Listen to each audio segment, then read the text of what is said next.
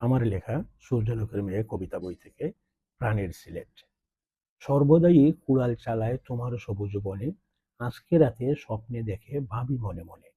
সবুজ চাদর লাল মাটিতে উঁচু টিলার দ্বারে, মেঘের পুরস যায় ছুঁয়ে যায় পাতা টলে বারে। যেদিকে চাই আমার সিলেট সবুজ ঘেরা গাছে, কতদিন হয়ে দূরে আছি তবু ডাকে কাছে। আলিয়ামজদের গড়ির কাঠা আজও মনে বাজে, শান বাঁধানো ঘাটে গোসল করতাম মাঝে মাঝে। কালীঘাটের ঠাকের ভিড় এখনো কি আছে?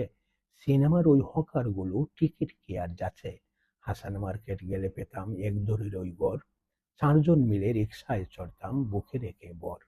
শাহজালালের মাজার জিয়ারত করতাম শুক্রবার, বিকেল বেলায় ঘুরতে যেতাম মালনী চড়ার দ্বার। পীর মহল্লার আশেপাশে ছিল গাঢ় বন, শিয়ালের ডাকে সন্ধে হলেই কেঁপে উঠত মন। তুমি কি আর আগের মতো সবুজ রাখো বুকে?